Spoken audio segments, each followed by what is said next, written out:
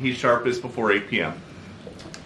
So, say that the Pentagon at some point picks up an incoming nuke. It's 11 p.m. Who do you call? The First Lady? I don't know. That's a good question.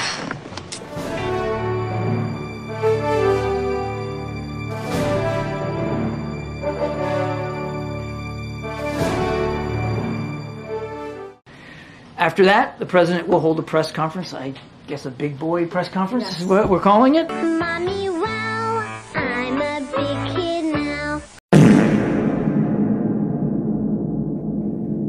Working with Mexico, border encounters have gone down over 50%. The current level is lower today than when Trump left office. Oh, what a crock of crap. I directed the intelligence community to be a significant amount of intelligence be declassified. I think that's the shit, man. The raw intelligence. We're going to go to South Korea. We're going to get the chip. What are you doing? What are you doing? What are you doing? What just happened? We're going to make sure that rents are kept at 5% increase. Corporate rents for apartments and the like and homes are limited to 5%. I'm just checking your math on that. Yes. I got the same thing. I brought on, I asked our NATO allies that we bring on the group from the South Pacific, Australia, New Zealand, Japan, Australia. I already mentioned Australia. Yeah, I think he's lost it. And so I just think it's better. I always have an inclination, whether I was playing sports or doing politics, just to keep going, not stop. I just got to just pace myself a little more. Pace myself. It's too old. I love my staff, but they add things all the time, at the very end. It's too much. It's too much. I'm following the advice of my commander-in-chief, You're really just talking about yourself. With that, I'll take your questions. I've been given a list of people to call on here. There, the list. Danny Kemp, AFP. Thanks. Thank you, Mr. President. I wanted to ask you about your, you mixed up Presidents Zelensky and Putin earlier today. And now I want to hand it over to the president of Ukraine, who has as much courage as he has determination. Ladies and gentlemen, President Putin. The name's Zelensky. And you now have sort of your key allies, including the British Prime Minister, the President of France, the German Chancellor having to step in and make excuses for you on that. And officials here are saying off the record that your decline has become noticeable. Hasn't this now, frankly, become damaging for America's standing in the world? Thank you. Did you see any damage to our standing by leading this conference? Have you seen a more successful conference? What do you think? Quite a few. What concerns do you have about Vice President Harris's ability to beat Donald Trump if she were at the top of the ticket? Look, I wouldn't have picked Vice President Trump to be vice president, but I think she was not qualified to be president. So let's start there. Go to another angle.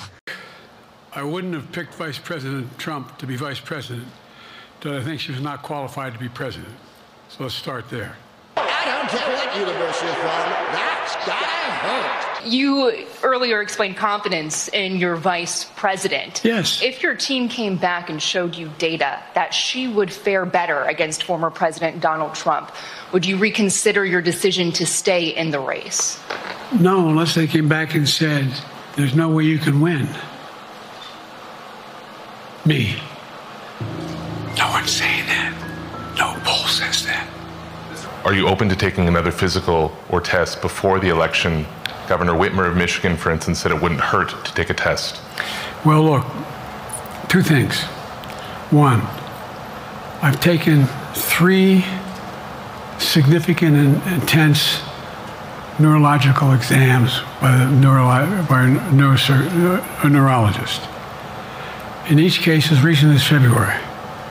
And they say I'm in good shape, okay? That could have been better. Well, guess what? They're trying to push me out of the race. Come on. Move it. Well, let me say it as clear as I can. I'm staying in the race. I'll beat Donald Trump. I will beat him again in 2020. I will beat him again in 2020. What year is it? I had a bad night. And the fact of the matter is that, it was, I screwed up. I made a mistake. That's 90 minutes on stage. Look at what I've done in 3.5 years. Good idea. Destroy Ukraine's culture. Donald, this is president. I'm running as a proud Democrat for the Senate. Anybody who can throw coal into a furnace can learn how to program, for God's sake. Buy a shotgun. Wake up.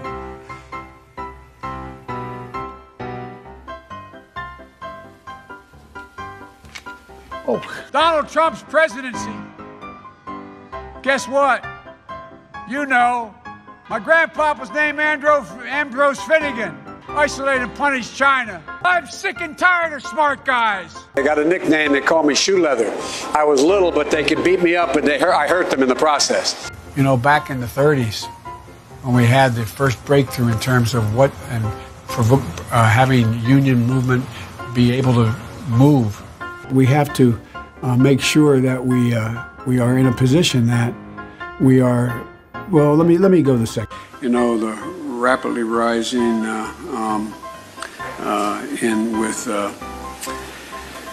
I don't know, but too often the brunt falls disproportionately on communities of color, exacerbating the need for environmental justice. Sorry, as a bug. Because if you could take care, if you were a quartermaster, you can sure and hell take care of running a department store thing, where in the second floor of the ladies' department. We have put together, I think, the most extensive and inclusive voter fraud organization in the history of American politics. So you go ahead and you stack spaghetti sauce at a store and in a supermarket. You control the guy or the woman who brings out the carts on a forklift. What happens? They make you management. We choose unity over division. We choose science over fiction. We choose truth over facts. It makes sense to, I'll put it another way. It makes no sense. I wonder if it's loaded. No.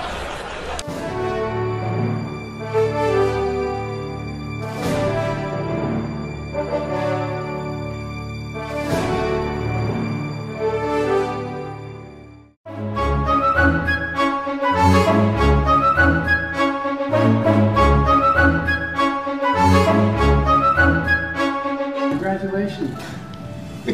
England. England. And it's just him like...